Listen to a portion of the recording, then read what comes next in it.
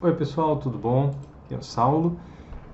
Esse é o caso de um paciente de 58 anos, hipertenso e diabético, que nos procurou com um quadro de ataxia. Então aqui na sequência no axial flare já se via uma alteração já difusa, né? Lesões confluentes de substância branca, um padrão vascular. Então um extenso comprometimento aí da substância branca, um paciente vasculopata. E nos chamava a atenção aqui uma hiperintensidade de sinal que envolvia bilateralmente os pedúnculos cerebelares médios. Então, nesse momento, eventualmente, a gente até poderia já começar a pensar em algumas possibilidades até mais raras, algumas doenças neurodegenerativas, como, por exemplo, a atrofia de múltiplos sistemas do tipo C, a síndrome da ataxia e tremor ligado ao X frágil, só para citar aqui algumas das doenças neurodegenerativas que cursam com hiperintensidade de sinal dos pedúnculos cerebelares médios. Mas antes de evoluir ainda no diagnóstico diferencial das lesões que cursam com hiperintensidade de sinal aqui dos pedúnculos cerebelares médios, neste contexto específico de um paciente vasculopata, uma das alterações que mais faz isso são os infartos lacunares pontinos. Então vejam que esse paciente na sequência flare já apresentava esta alteração de sinal, e aqui eu também chamo a atenção a melhor sensibilidade, na verdade especificidade em se caracterizar o infarto lacunar pontino na sequência T2, como essas áreas mais brancas, mais próximas ao líquor.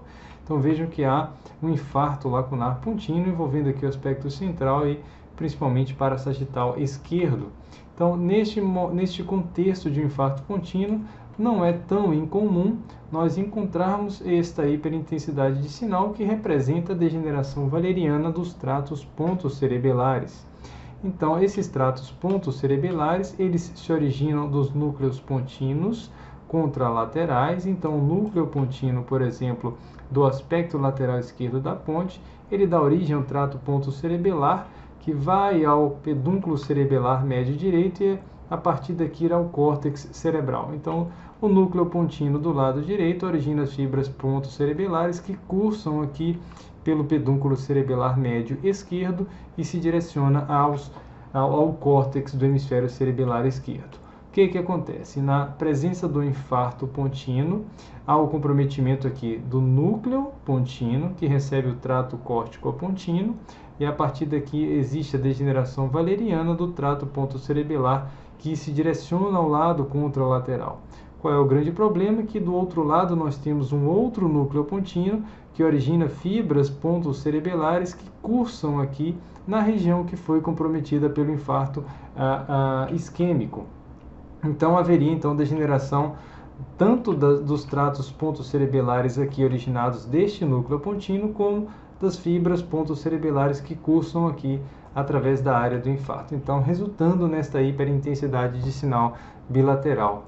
Lembrando aqui de algumas outras etiologias que cursam com lesões bilaterais de pedúnculos cerebelares médios, algumas doenças neurometabólicas, como a doença de Wilson, adrenoleucodistrofia, algumas doenças tóxicas, como por exemplo o uso da heroína, toxicidade por tolueno também já foi descrito como hiperintensidade aí, a própria encefalopatia hipoglicêmica, e relembrá-los também das doenças neurodegenerativas, da ataxia e tremor ligado ao X frágil, e a atrofia de múltiplos sistemas do tipo C e eventualmente algumas ataxias espinocerebelares.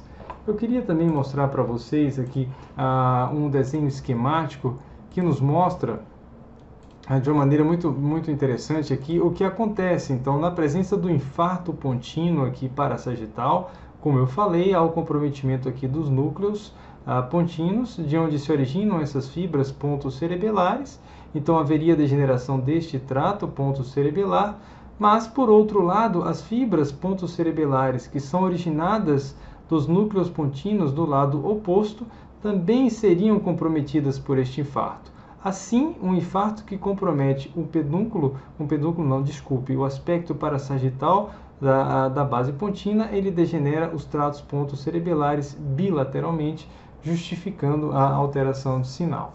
Lembrar também que no evento mais subagudo, ali até 3, 4 semanas, a literatura coloca que até 4 meses pode apresentar restrição e difusão, e depois o que nós encontramos, principalmente numa fase mais tardia da degeneração valeriana, é apenas a hiperintensidade de sinal.